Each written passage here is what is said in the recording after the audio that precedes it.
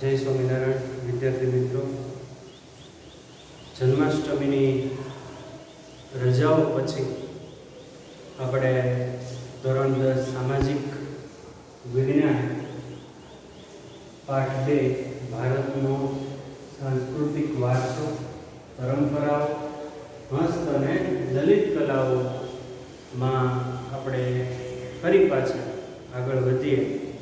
તો સાતમ આઠમની રજાઓ પહેલાં આપણે આ પાઠની અંદર જે ભારતની લલિત કલાઓ છે એ શરૂ કરી હતી અને હસ્તકલાઓ વિશે અભ્યાસ કર્યો હતો. હસ્તકલાઓની અંદર માટી કલા, વણાટ કલા, ભરત ગૂંથણ કલા, ચર્મ ઉદ્યોગ, હીરા મોતી અને મીના કારીગરી, જરીકામ, ધાતુકામ, કાષ્ઠકલા, જળતરકામ, અકીકામ અને ચિત્રકલા વિશે આપણે અભ્યાસ છે એ કર્યો હતો. ત્યાર પછી ભારતની જે લલિત કલાઓ છે એની અંદર આપણે સંગીત કલા વિશે છેલ્લા પીરિયડની અંદર ચર્ચા છે એ કરી ગયા છીએ. ફરી વખત જો આપણે એનું રિપીટ કરવું હોય તો આ જે આપણા જે 4 વેદો છે એની અંદર જે સામવેદ છે એ સંગીતને લગતો વેદ છે. સામવેદની જે ઋચાઓ છે, શ્લોકો છે એ પણ સંગીત સાથે તાલબદ્ધ રીતે ગાવાની હોય છે. ઉપરાંત જે સંગીતમાં ગાયન અને વાદન છે બંનેનો સમાવેશ છે એ થાય છે. સારે ગમ પધની એ સંગીતના મુખ્ય 4 સ્વરો છે અને એની ઉપર આખી સંગીત કલા છે એ સર્જાય છે. આ ઉપરાંત સંગીતને મુખ્યત્વે શાસ્ત્રીય સંગીત અને લોક સંગીત એમ 2 વિભાગની અંદર વહેંચી શકાય છે. સંગીતના જે 5 રાગો છે એ મુખ્ય છે. એમાંના 5 જે રાગો છે એમાં શ્રી, દીપક, હિંડોળ, મેઘ, ભૈરવી મુખ્ય છે. આ જે 5 રાગો છે એ ભગવાન શંકરના જે મુખમાંથી, પંચમુખમાંથી પ્રગટ થયેલા છે. આ ઉપરાંત સંગીતને લગતા 3 મુખ્ય ગ્રંથો છે. એમાં જે પહેલો છે એ સંગીત મકરંદ છે અને એની રચના છે ઈસવીસન 900 ની અંદર પંડિત નારદ દ્વારા થઈ છે. એની અંદર 19 પ્રકારની જે વીણા અને 101 પ્રકારના તાલનું વર્ણન છે. ત્યાર પછીનો જે ગ્રંથ છે એ સંગીત રત્નાકર છે. એની રચના છે એ પંડિત સારંગ દેવ દ્વારા થઈ છે. તેઓ ઉત્તર ભારત અને દક્ષિણ ભારતના સંગીતથી સુપરિચિત હતા અને જે સંગીતના જે પ્રખ્યાત પંડિત વિષ્ણુ નારાયણ ભાતખંડે એ જે છે એને સંગીત રત્નાકરને ભારતીય સંગીતનો સૌથી આધારભૂત અને પ્રમાણભૂત ગ્રંથ છે એ કહ્યો છે. ત્યાર પછીનો જે છેલ્લો ગ્રંથ છે એ સંગીત પારિજાત છે. એની રચના છે પંડિત અહોબલે ઈસવીસન 1665 ની અંદર કરી છે. આ ખૂબ જ મહત્વનો સંગીત શાસ્ત્રનો ગ્રંથ છે. તેમણે દરેક રાગ અન્ય રાગથી અલગ હોવાનું આ ગ્રંથની અંદર પ્રતિપાદિત કર્યું છે અને એનું દરેક રાગનું સ્વતંત્ર અસ્તિત્વ અને વિશેષતા છે એવું એને આ સંગીત પારિજાતની અંદર સમજાવ્યું છે. તેઓએ એટલે કે પંડિત અહોબલે આ ગ્રંથની અંદર 29 પ્રકારના સ્વરો છે એ ગણાવ્યા છે. તો આ વાત થઈ આપણે ભારતની જે પહેલી લલિત કલા છે એ સંગીત કલા. ત્યાર પછી આપણે આજના પીરિયડની અંદર આગળની જે ભારતની લલિત કલાઓ છે એની અંદર જે નૃત્ય કલા છે એના વિશે આપણે અભ્યાસ છે કરવાનો છે. નૃત્ય શબ્દની વ્યુત્પત્તિ મૂળ સંસ્કૃત શબ્દ નૃત ઉપરથી, એટલે કે નૃત, સંગીતમાં નૃત એટલે નૃત્ય કરવું, એના ઉપરથી આ નૃત્ય શબ્દ છે એ આવ્યો છે. નૃત્ય એ તાલ અને લય સાથે સૌંદર્યની અનુભૂતિ કરાવે છે. નૃત્ય છે એની અંદર જે સંગીતના વાદ્યો છે એના તાલ સાથે નૃત્ય છે એ કરવાનું છે, એટલે કે તાલ અને લય સાથે એનું સંગીતનું જે સૌંદર્ય છે એ પ્રગટ થાય છે. નૃત્ય કલાના આદિદેવ ભગવાન શિવ નટરાજ મનાય છે. ભગવાન શિવ છે એ નૃત્ય કલાના આરાધ્ય દેવ છે, એટલા માટે ભગવાન શિવને નટરાજ તરીકે પણ ઓળખવામાં આવે છે. બાજુની અંદર નટરાજની મૂર્તિ છે એ તમે જોઈ શકો છો. એટલે કે નૃત્ય કલા છે એના આરાધ્ય દેવ છે, આદિદેવ છે એ ભગવાન શંકર છે, અને એ નૃત્યના દેવ હોવાથી એને નટરાજ પણ કહેવામાં આવે છે. તમે જાણો છો કે ભગવાન શંકર દ્વારા જે તાંડવ નૃત્ય થાય છે, બરાબર, તો ભગવાન શિવ છે એ નૃત્ય કલાના આરાધ્ય દેવ છે, એટલા માટે એને નટરાજ તરીકે પણ ઓળખવામાં આવે છે. નટરાજ શિવ પૃથ્વીવાસીઓને નૃત્ય કલા શીખવવા માટે સ્વર્ગમાંથી પૃથ્વી પર આ કલા સર્વપ્રથમ લાવ્યા હોવાની માન્યતા છે. પૃથ્વી ઉપર વસતા જે લોકો છે એને નૃત્ય કલા શીખવાડવા માટે ભગવાન શિવ છે એ સ્વર્ગમાંથી નૃત્ય કલાને પૃથ્વી ઉપર લાવ્યા છે એવી માન્યતા છે.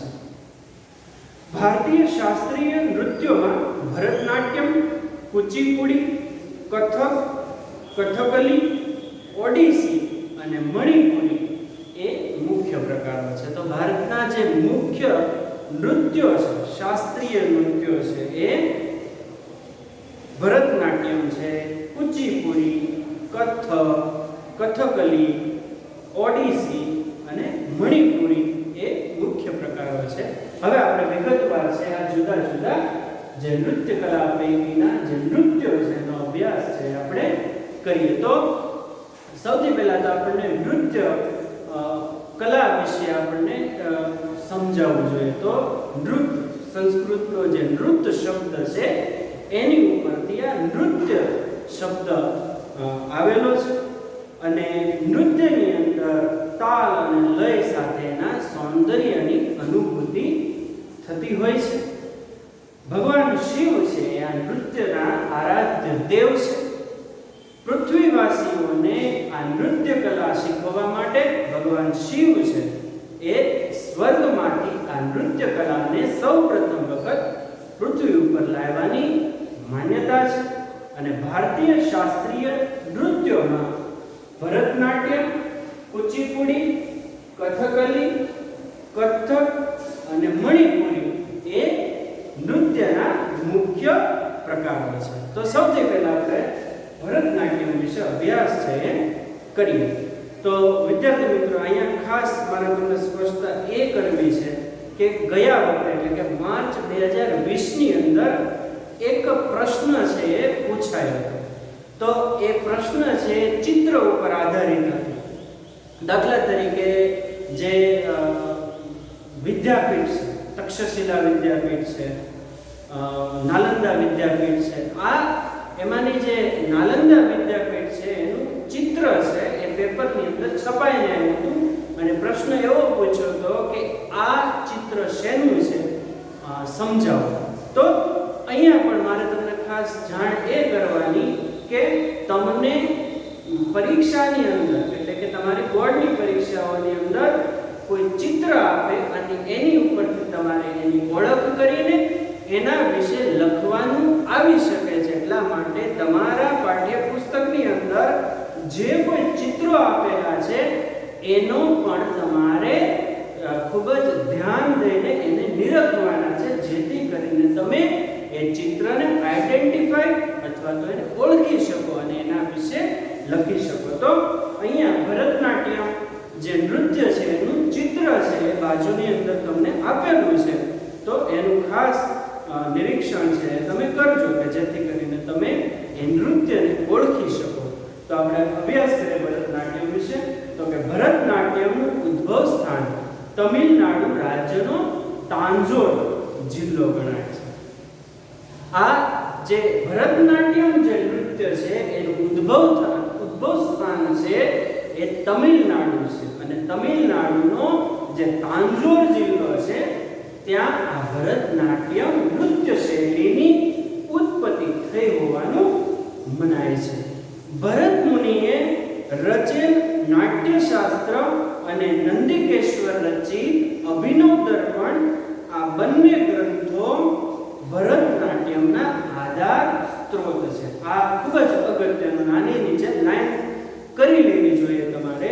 તો શું કહે છે? તો કે ભરતનાટ્યમના જે બે મુખ્ય આધારભૂત ગ્રંથો છે એમાંનું એક જે ભરત મુનિએ રચ્યું છે એ નાટ્યશાસ્ત્ર અને નંદિકેશ્વરે રચ્યું છે એ અભિનવ દર્પણ એ આ ભરતનાટ્યમ નૃત્ય શૈલીના આધારભૂત ગ્રંથ અથવા તો સ્ત્રોત છે.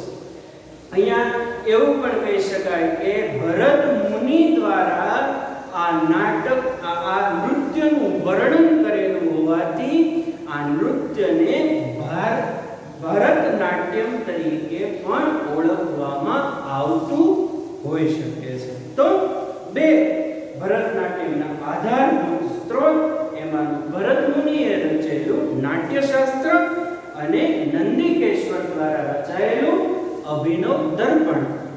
ત્યાર પછી મૃણાલિની સારાભાઈ, ગોપીકૃષ્ણ ઉપરાંત ફિલ્મ ક્ષેત્રની જાણીતી અભિનેત્રી વૈજયંતી માલા અને હેમા માલિની પણ આ પ્રાચીન પરંપરાનો વારસો જાળવનારાઓમાં ગણાય છે. તો અહીંયા આપણે કેટલી વસ્તુ યાદ રાખવાની છે? તો કે પહેલી વસ્તુ, આ ભરતનાટ્યમ જે નૃત્ય શૈલી છે એનું ઉદ્ભવ સ્થાન છે એ તમિલનાડુની અંદર આવેલો તાંજોર જિલ્લો છે એનું ઉદ્ભવ સ્થાન છે. બીજી વસ્તુ કે આ જે ભરતનાટ્યમ જે નૃત્ય છે એના આધારભૂત સ્ત્રોત તો કે ભરત મુનિએ રચેલું નાટ્યશાસ્ત્ર અને નંદિકેશ્વર દ્વારા રચાયેલું અભિનવ દર્પણ એના આધારભૂત સ્ત્રોત છે. ઉપરાંત આ જે ભરતનાટ્યમ છે એના જે કલાકારો છે એમાં જે મૃણાલિની સારાભાઈ, ગોપીકૃષ્ણ ઉપરાંત હિન્દી પિક્ચરની અભિનેત્રી વૈજયંતી માલા અને હેમા માલિની આ ભરતનાટ્યમ નૃત્ય શૈલીના કલાકારો છે એને ગણી શકાય. તો અહીંયા તમને ભરતનાટ્યમ નૃત્ય છે એ મોટા ભાગે ક્લિયર છે એ થઈ ગયું છે. ફરી વખત આપણે જોઈએ તો એનું ઉદ્ભવ સ્થાન છે તમિલનાડુનો તાંજોર જિલ્લો છે. આ ભરતનાટ્યમ નૃત્ય શૈલી છે એના આધારભૂત જે સ્ત્રોત છે એમાં ભરત મુનિએ રચેલું નાટ્યશાસ્ત્ર અને નંદિકેશ્વર દ્વારા રચાયેલું અભિનવ દર્પણ એના આધારભૂત સ્ત્રોત છે. મૃણાલિની સારાભાઈ, ગોપીકૃષ્ણ, અભિનેત્રી વૈજયંતી માલા અને હેમા માલિની આ ભરતનાટ્યમ નૃત્ય શૈલીના કલાકારો છે. ત્યાર પછીનું જે નૃત્ય છે એ કુચીપુડી નૃત્ય શૈલી છે. આ નૃત્યની રચના 15મી સદીમાં થઈ છે. એટલે કે કુચીપુડી જે નૃત્ય છે એની શરૂઆત છે અથવા તો એની રચના છે 15મી સદીમાં થઈ છે. અત્યારે કેટલામી સદી ચાલે છે? 21મી સદી. એટલે કે આની રચના છે 15મી સદીની અંદર થઈ છે. એટલે કે લગભગ 600 વર્ષ પૂર્વે આ કુચીપુડી નૃત્ય શૈલી છે એ અસ્તિત્વમાં આવેલી છે. મુખ્યત્વે સ્ત્રી સૌંદર્યના વર્ણન ઉપર આધારિત અને સ્ત્રીઓ અને પુરુષો બંને દ્વારા કરાતા કુચીપુડી નૃત્યમાં ભારતીય નૃત્યની પાયાની મુદ્રાઓ વણી લેવામાં આવેલી છે. આ કુચીપુડી નૃત્ય છે એની શરૂઆત છે 15મી સદીમાં થઈ છે અને આ જે પ્રકારનું નૃત્ય છે એ બંને સ્ત્રીઓ દ્વારા અને પુરુષો દ્વારા કરવામાં આવે છે. એની અંદર જે નૃત્યની પાયાની જે મુદ્રાઓ છે એને વણી લેવામાં આવી છે. આ નૃત્ય આંધ્રપ્રદેશમાં પ્રચલિત છે. જો તમિલનાડુ છે એ ભરતનાટ્યમ માટે જાણીતું છે, તો આ કુચીપુડી છે એ ક્યાં વધારે પ્રચલિત છે? તો કે આંધ્રપ્રદેશની અંદર કુચીપુડી નૃત્ય છે એ પ્રસિદ્ધ છે અથવા તો પ્રચલિત છે. ગુરુ પ્રહલાદ શર્મા, રાજા રેડ્ડી, યામિની રેડ્ડી, શોભા નાયડુ વગેરે જાણીતા નર્તકોએ આ શૈલીના પ્રાચીન વારસાને વિખ્યાત બનાવ્યો છે. તો કુચીપુડી નૃત્યની શૈલીની જે વાત અહીંયા થઈ, તો આ કુચીપુડી નૃત્ય શૈલી છે એની શરૂઆત છે એ 15મી સદીની અંદર થઈ છે. આ નૃત્ય કરવામાં આવે છે. આની અંદર એટલે કે કુચીપુડી નૃત્યની અંદર જે નૃત્યની જે પાયાની મુદ્રાઓ છે એને વણી લેવામાં આવી છે. આ નૃત્ય છે એ ભારતનું જે રાજ્ય છે આંધ્રપ્રદેશ એની અંદર પ્રચલિત છે. અને આ નૃત્યના જે નર્તકો છે, કલાકારો છે, એમાં ગુરુ પ્રહલાદ શર્મા, રાજા રેડ્ડી, યામિની રેડ્ડી, શોભા નાયડુ વગેરે આના જાણીતા કલાકારો છે કે જેને કુચીપુડી નૃત્ય શૈલીનો જે પ્રાચીન વારસો છે એને જીવંત રાખ્યો છે. તો અહીંયા આપણે કુચીપુડી નૃત્ય શૈલીની વાત છે કરી. ત્યાર પછીનું જે નૃત્ય છે એ કથકલી નૃત્ય છે.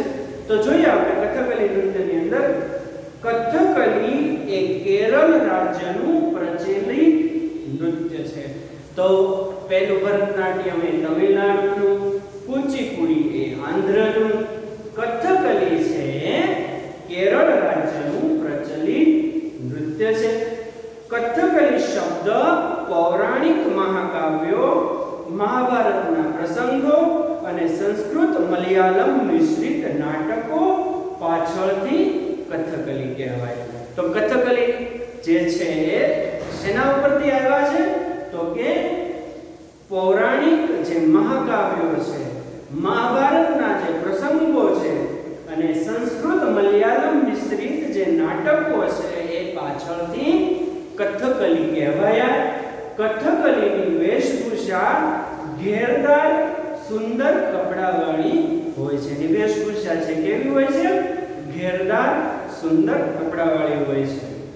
અને તેના પાત્રોને ઓળખવા માટે તેમના ચહેરા ઉપરના વિશિષ્ટ ચિત્રામણ એટલે કે મુખાકૃતિને સમજવું પડે છે.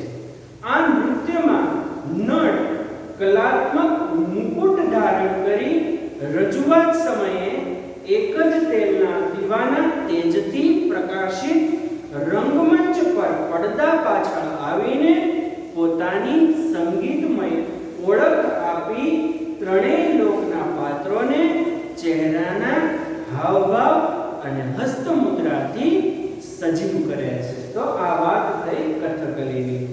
તો આની અંદર શું થાય છે? તો કે કથકલી છે એ કેરળ રાજ્યનું પ્રખ્યાત અને પ્રચલિત નૃત્ય છે જે પૌરાણિક મહાકાવ્યો છે, મહાભારતના પ્રસંગો છે, કેરળની ભાષા મલયાલમ અને સંસ્કૃતનું જે મિશ્રણના જે નાટકો છે એ પાછળથી કથકલી કહેવાના છે. કથકલીની અંદર જે વેશભૂષા છે એ ઘેરદાર સુંદર કપડાવાળી હોય છે અને તેના પાત્રોને ઓળખવા માટે તેમના ચહેરા પરના વિશિષ્ટ ચિત્રામણ એટલે કે એની મુખાકૃતિને સમજવી પડે છે. આ નૃત્ય છે એના સ્ટેજ ઉપર એટલે કે એના રંગમંચ ઉપર માત્ર એક દીવાના પ્રકાશથી જ એ પ્રસ્તુત કરવામાં આવે છે. એ દીવાને મલયાલમ ભાષાની અંદર કાલી વિલક્કુ તરીકે ઓળખવામાં આવે છે. એ કાલી વિલક્કુ દીવો છે એની અંદર નાળિયેરનું તેલ છે એ પૂરવામાં આવે છે અને એના પ્રકાશની અંદર નર્તક છે આ કથકલી નૃત્ય છે એ રજૂ કરે છે અને પોતાના જે હાવભાવ અને હસ્તમુદ્રાથી એ પાત્રને સજીવ કરે છે. કેરળના કવિશ્રી વલ્લથોડ સ્થાપિત કલા મંડળમાં કથકલી, કલા મંડલમ, કૃષ્ણ પ્રસાદ, શિવારમન વગેરે આ શૈલીને દેશ વિદેશમાં નામના છે અપાવી છે. તો કેરળના જે કવિ છે વલ્લથોડ એના દ્વારા સ્થાપિત કલા મંડલમ ઉપરાંત કૃષ્ણ પ્રસાદ, શિવારમન વગેરે આ શૈલીને દેશ અને વિદેશની અંદર નામના છે અપાવી છે. આ શૈલીની અંદર એટલે કે આ નૃત્યની અંદર નર્તક છે ક્યારેય કશું બોલતો નથી. પોતાના હાથની મુદ્રાથી એના ભાવ છે એ વ્યક્ત કરે છે અને એના પાત્રને સજીવન કરે છે. તો આ કથકલી નૃત્ય વિશેની વાત છે આપણે કરી. ત્યાર પછીનું જે નૃત્ય છે એ કથક નૃત્ય છે. એની વાત કરીએ તો કથન કરે સો કથક કહાવે. એક કહેવત છે કે કથન એટલે બોલવું, વર્ણવવું. કથન કરે સો કથક કહાવે. વાક્ય પરથી કથક છે ઉતરી આવ્યું છે. આપણે જોયું કે નૃત્ય કલા છે એ સંસ્કૃતના નૃત્ય શબ્દ ઉપરથી ઉતરી આવ્યો છે. એમ જ આજે કથન કરે સો કથક કહાવે એના ઉપરથી આ કથક નૃત્ય છે એ ઉતરી આવ્યું છે. મહાભારતના શ્રી કૃષ્ણ અને ગોપીઓ સાથેના નૃત્યોની કથાઓ આધારિત કથક નૃત્યનો વૈષ્ણવ સંપ્રદાયની શૃંગાર ભક્તિ સાથે ઉત્તર ભારતની અંદર વિકાસ છે જો છે. તો આ કથન કરે સો કથક કહાવે એ નામ આધારિત ટેકનિકલ ખામીને કારણે આપણે જે કથક નૃત્ય છે એ અધૂરું છે, આગળના વિડીયોની અંદર રહ્યું છે. તો આગળ આપણે કથક નૃત્યને ચલાવીએ તો જે આ જે નૃત્ય છે વૈષ્ણવ ભક્તિનો જે શૃંગાર ભક્તિ સાથે ઉત્તર ભારતમાં વિકાસ છે એ થયો છે. તેમાં એક પગ પર ગોળ ગોળ ફરવું અને નૃત્યના પ્રસંગો છે એ પ્રદર્શિત કરવામાં આવે છે. તો આ કથક નૃત્યની અંદર નર્તક છે પોતાના એક પગ ઉપર ગોળ ગોળ ફરે છે અને નૃત્યના પ્રસંગો છે એને પ્રદર્શિત છે એ કરે છે. આ નૃત્યમાં સ્ત્રીઓ ચૂડીદાર પાયજામો અને ઉપર ઘેરવાળું વસ્ત્ર છે એ પહેરે છે. પંડિત શ્રી બિરજુ મહારાજ, સીતારા દેવી અને કુમુદિની લખિયા વગેરે આ કલાને છે એ જીવંત રાખી છે. તો કથક નૃત્યની અંદર જે નર્તક છે એ પોતાના એક પગ ઉપર ગોળ ગોળ ફરીને નૃત્યના જે પ્રસંગો છે એને રજૂ કરે છે. આ નૃત્ય કરતી વખતે જે સ્ત્રીઓ છે એ ચૂડીદાર પાયજામો અને ઉપર ઘેરવાળું વસ્ત્ર છે એ પહેરે છે. આ નૃત્ય છે એ વૈષ્ણવ જે વૈષ્ણવ સંપ્રદાયની જે શૃંગાર ભક્તિ છે એની અંદર એનો વિકાસ છે ઉત્તર ભારતની અંદર થયો છે. પંડિત બિરજુ મહારાજ, સીતારા દેવી અને કુમુદિની લખિયા છે એ આ નૃત્યના આગળ પડતા અથવા તો પ્રચલિત કલાકારો છે કે જેને આ કથક નૃત્ય છે એને જીવંત રાખ્યું છે. ત્યાર પછીનું જે નૃત્ય છે એ મણિપુરી નૃત્ય છે. મણિપુરની પ્રજા છે દરેક ઉત્સવ પ્રસંગે નૃત્ય કરે છે. મણિપુરની જે પ્રજા છે એ કોઈ પણ ઉજવણીના પ્રસંગે નૃત્ય છે એ કરે છે. મણિપુરી નૃત્ય શૈલી મુખ્યત્વે કૃષ્ણની બાળલીલા અને રાસલીલા ઉપર આધારિત છે. તો આ મણિપુરી જે નૃત્ય છે એ કૃષ્ણની ભગવાન શ્રી કૃષ્ણની બાળલીલા અને એને દ્વારા ગોપીઓ સાથે રચાયેલી રાસલીલા ઉપર આધારિત હોય છે. મણિપુરી નૃત્યના લાસ્ય અને તાંડવ એમ બે પ્રકાર છે. મણિપુરી નૃત્યના મુખ્યત્વે બે પ્રકારો છે. કયા કયા બે પ્રકારો છે? તો કે લાસ્ય એટલે કે એનું સૌમ્ય સ્વરૂપ અને તાંડવ એટલે કે એનું રૌદ્ર સ્વરૂપ એમ બે મુખ્ય પ્રકારો છે. આ નૃત્ય વખતે રેશમનો બ્લાઉઝ પહેરીને કમરે પટ્ટો છે એ બાંધવામાં આવે છે તથા નીચે ઘેરદાર લીલા રંગનો ચણિયો જેને કુમિન તરીકે ઓળખવામાં આવે છે તેને પહેરવામાં આવે છે. ગુરુ ઓમોબો સિંહ, આતંબો સિંહ, ગુરુ બિપિન સિન્હા, નૈના ઝવેરી, નિર્મલ મહેતા વગેરે આ નૃત્યને દેશ વિદેશમાં નામના છે એ અપાવી છે. તો આ નૃત્ય છે એના બે પ્રકારો છે, લાસ્ય અને તાંડવ. આ નૃત્ય કરતી વખતે રેશમનો બ્લાઉઝ છે એ પહેરવામાં આવે છે અને કમરે પટ્ટો છે બાંધવામાં આવે છે તથા નીચે ઘેરદાર લીલા રંગનો ચણિયો કે જેને કુમિન તરીકે ઓળખવામાં આવે છે એને પહેરવામાં આવે છે.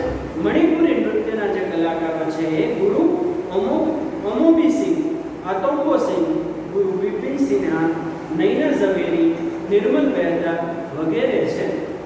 ત્યાર પછીની જે લલિત કલા છે એમાં નાટ્ય કલા. મનોરંજન સાથે સંસ્કાર એ ભારતીય નાટ્ય કલાની વિશેષતા રહી છે. નાટકનું સંચાલન કરનાર સૂત્રધાર અને રમૂજ વડે આનંદ પમાડતા વિદૂષકની જોડી સાથેના નાટકો ભારતની નાટ્યકલાની એક આગવી ઓળખ રહે છે. તો નાટકની અંદર રંગલો અથવા તો જેને આપણે જોકર પણ કહીએ છીએ કે જે લોકોનું મનોરંજન કરાવે છે, તો એક નાયક અને સાથે એક રમૂજ વડે આનંદ પમાડતો વિદૂષક એની જોડી છે એ નાટ્યકલાની ખૂબ જ પ્રચલિત જોડી રહી છે. ભરત મુનિએ રચેલું નાટ્યશાસ્ત્ર કલા ક્ષેત્રે પ્રચલિત છે. નાટ્યકલા એ નાટ્ય લેખન અને મંચન દ્વારા રંગમંચ ઉપર દ્રશ્ય, શ્રાવ્ય અને અભિનયના ત્રિવેણી સંગમ સાથે અબાલવૃત્તોનું મનોરંજન કરે છે. તો નાટ્ય કલા છે એની અંદર જે આ સૂત્રધાર છે ને એ પોતાની પાસે રહેલી દ્રશ્ય, શ્રાવ્ય અને અભિનયના ત્રિવેણી સંગમ દ્વારા લોકોનું મનોરંજન કરે છે અને લોક શિક્ષણ કરતી એક પ્રાચીન કળા છે. આ કલામાં તમામ કલાઓનો સમન્વય હોવાથી આ સમન્વય હોવાનું વર્ણવતા ભરત મુનિએ નોંધ્યું છે કે એવું કોઈ શાસ્ત્ર નથી, એવું કોઈ શિલ્પ નથી, એવી કોઈ વિદ્યા નથી, એવું કોઈ કર્મ નથી કે જે નાટ્ય કલામાં ન હોય. તો આ નાટ્ય કલાની મહત્તા વધારતા ભરત મુનિએ નોંધ્યું છે કે એવું કોઈ શાસ્ત્ર નથી, એવું કોઈ શિલ્પ નથી, એવી કોઈ વિદ્યા નથી કે એવું કોઈ કર્મ નથી કે જે નાટ્ય કલાની અંદર ન હોય. ભરત મુનિ દ્વારા રચિત દેવાસુર સંગ્રામ છે પ્રથમ નાટકનું કથાનક છે. આ ઉપરાંત સંસ્કૃત સાહિત્યમાં મહાકવિ ભાસે મહાભારત આધારિત કર્ણભાર, ઉરુભંગ અને દૂતવાક્ય જેવા નાટકોનો વારસો આપણને આપ્યો છે. ઉપરાંત મહાકવિ કાલિદાસના અભિજ્ઞાન શાકુંતલમ, વિક્રમોર્વશીયમ તેમજ માલવિકાગ્નિમિત્રમ નાટકો એ સૌથી વધુ જાણીતી રચનાઓ છે. તો અહીંયા નાટ્યકલાનો જે પ્રથમ જે કથાનક છે એ દેવાસુર સંગ્રામનું કથાનક છે. એની રચના છે ભરત મુનિ દ્વારા થઈ છે. આ ઉપરાંત સંસ્કૃત સાહિત્યની અંદર મહાકવિ ભાસે મહાભારત આધારિત કર્ણભાર, ઉરુભંગ અને દૂતવાક્યમ નામના નાટકો છે એ રચ્યા છે. ઉપરાંત મહાકવિ કાલિદાસ દ્વારા અભિજ્ઞાન શાકુંતલમ, વિક્રમોર્વશીયમ તેમજ માલવિકાગ્નિમિત્રમ વગેરે નાટકોની જાણીતી રચના છે. આ ઉપરાંત પ્રાચીન સમયમાં નાટ્યકલા ક્ષેત્રે અનેક નાટ્યકારો થયા જેમણે સંસ્કૃત નાટ્યકલાને સમૃદ્ધ બનાવી છે. ગુજરાતની નાટ્યકલાઓમાં જયશંકર સુંદરી એ નામ ખૂબ જ મોખરે ગણાય છે. આ ઉપરાંત અમૃત નાયક, બાપુલાલ નાયક જે દંતબત્રીસીના નાયક છે, પ્રાણસુખ નાયક, દીના પાઠક, જસવંત ઠાકર, ઉપેન્દ્ર ત્રિવેદી, પ્રવીણ જોશી, સરિતા જોશી, દીપક ગીવાલા વગેરેનો ફાળો છે એ નોંધપાત્ર ગણાય છે.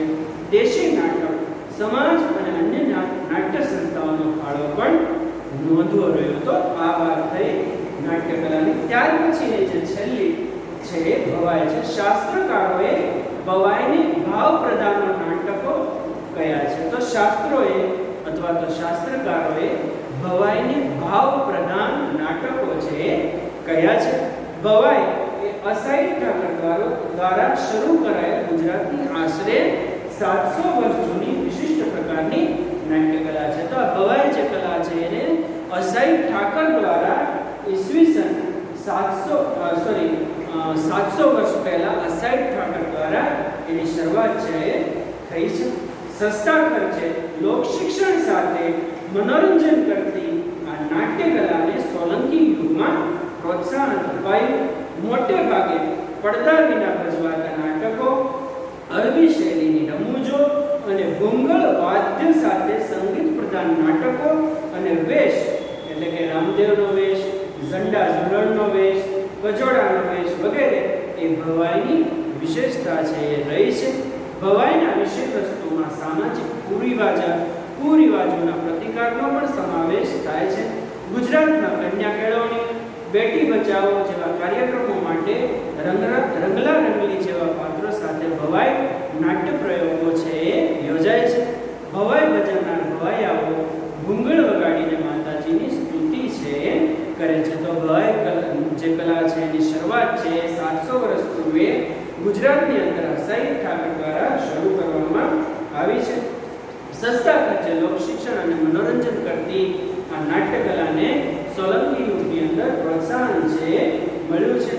આની અંદર એટલે કે ભવાઈના વિષય વસ્તુઓની અંદર સામાજિક કુરિવાજોનો પ્રતિકાર કરવો એનો સમાવેશ થાય છે.